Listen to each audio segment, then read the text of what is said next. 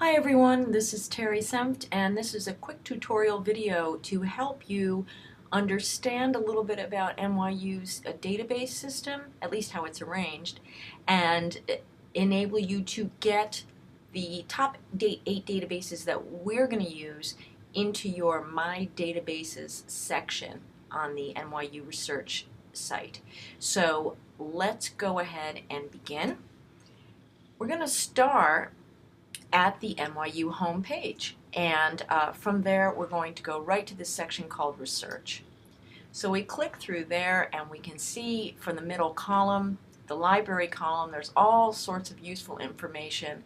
And sometimes we just want to jump to something like ProQuest directly. But for now, I want you to follow along with me with this video as you have your own browser open and work through these steps, okay? We are going to click on the button called Articles and Databases. So here we go. And that opens up a brand new window, and it is a busy window.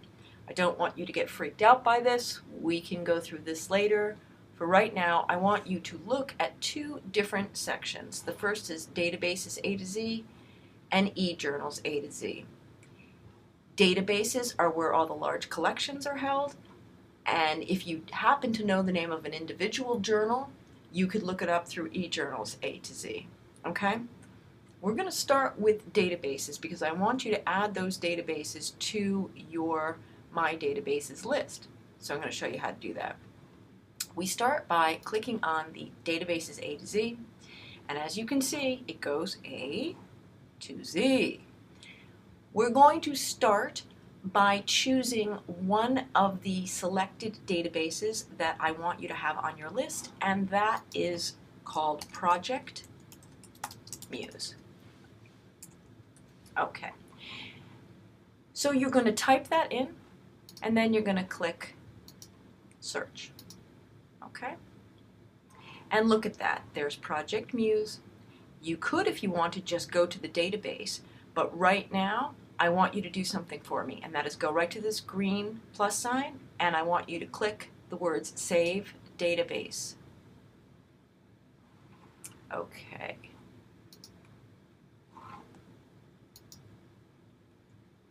Sometimes it takes more than one, so I'm kind of glad that we got the access denied thing. If you try it again, it should kick in. Okay. Now look at this. Suddenly we have this thing called My Workspace. And in My Workspace, there's a section called My Databases. We're going to click through that because I want to show it to you. You should have only one thing on your screen under My Saved Databases. It's Project Muse. I have a bunch of things because I've been using a bunch of different databases, but I'm going to show you how to get all of these things onto your site. Okay?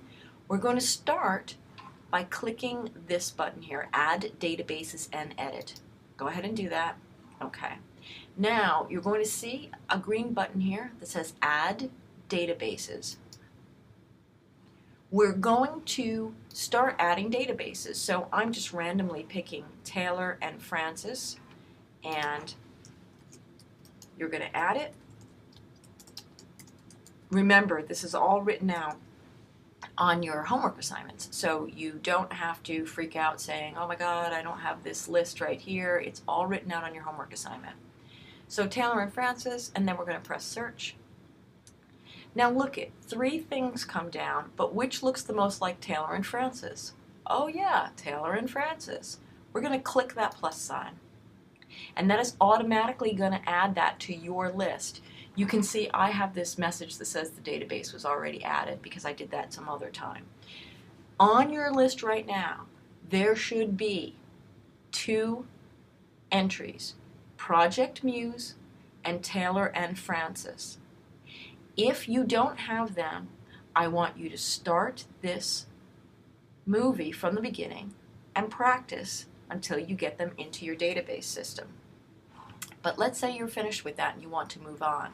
The way you do that is clicking again, Add Databases, and then you go to your next one. I'm going to say JSTOR. I'm going to search. There it is. I click, and it shows up on my list. Now, I'll do one more for you, just so you have it. Sage Journals Online. Search. There it is. Add it. There you go. Okay. Now I want you to stop this, and I want you to add all of the items that are on the list in front of you, all of the databases. I want you to add each and every one of them to your list, okay? I'm going to give you a couple of seconds to do that, and if I haven't given you enough time, no problem. You can stop this and work at your own pace, okay?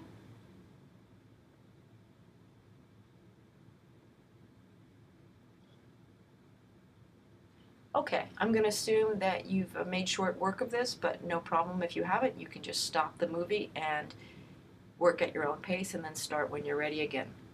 When you've added all your databases to this list, the next thing you're going to do is you're going to click this link that says I'm done editing. And what that's going to do is dump you back into your saved databases.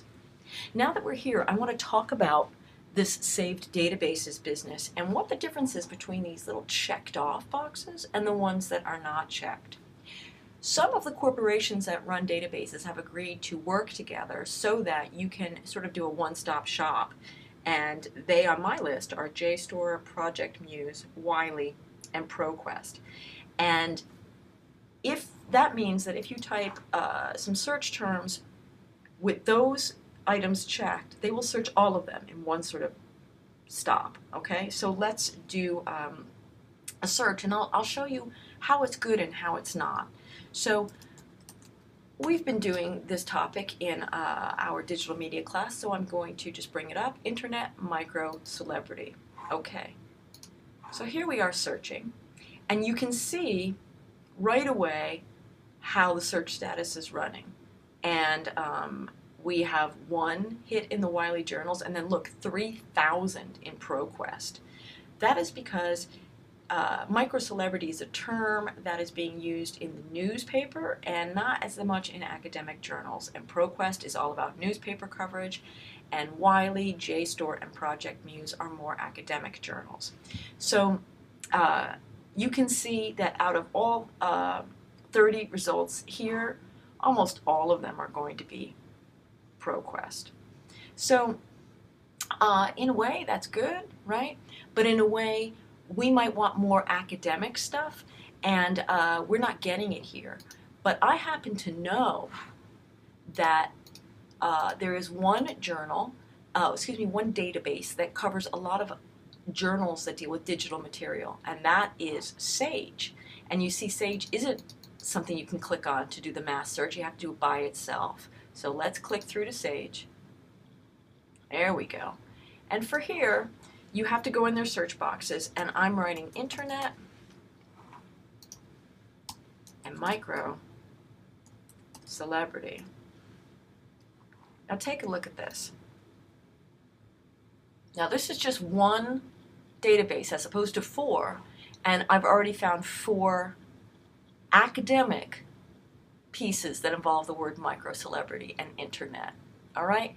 So this is why it's helpful to go through all the databases, because different databases are housing different kinds of journals, and different kinds of journals are dealing with different kind of material, and unless you really know this stuff, you don't know until you know. Okay? So just to keep my sanity intact, I'm going to close some windows. I'm going to close this window, and now I seem to have lost my databases window, but that's good in a way because I want to teach you how to find it. So here we are back at the NYU home site. We can do a search. We do articles and databases. My databases. Okay. So now we are back here. The last thing I want to show you is how you can look through the pages of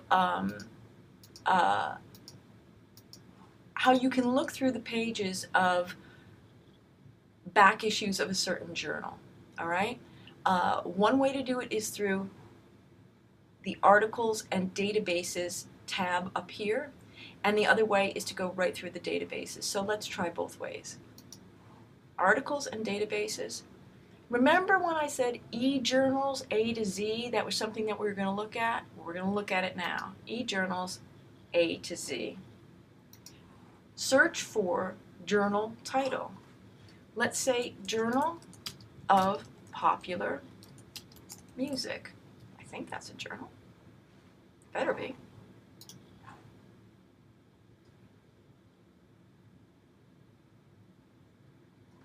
Let's see, now it's searching for it. Okay, it doesn't seem to think it's a journal. This is what gets so difficult when you're trying to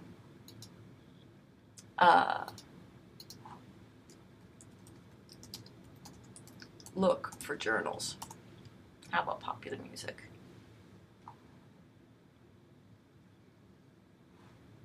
For some reason, it wants to be Journal of Popular Music Studies, not Journal of Popular Music. Okay, fine. Let's click through.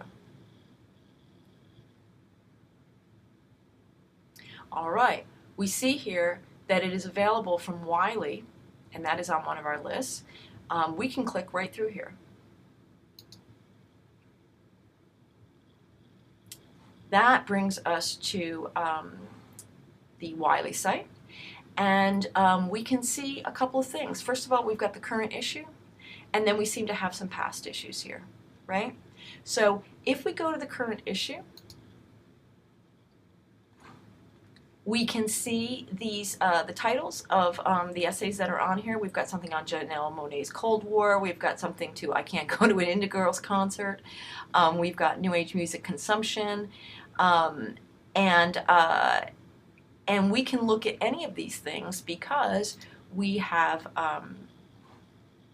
academic privileges to do that. There we go. All right. Now, I know for some of us, our assignments are to look through back issues, and if that is your job, you need to look through your back issues. And you that would be your most current issue, and then you go here, and that's your next one, right? And then you go back again. And that is how you do essentially what would be browsing the stacks at a library. Sometimes it gets a little confusing because that's just what these things do. And when it does get confusing, the first thing you do is close these windows. You go back here, you go back to journals, and let's see if we can do another one. New, Media, and Society.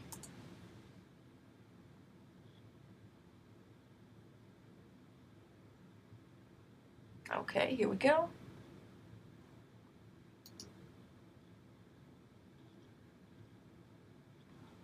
Same thing, we've got current issue, right? And then we've got recent issues. You click through the current issue.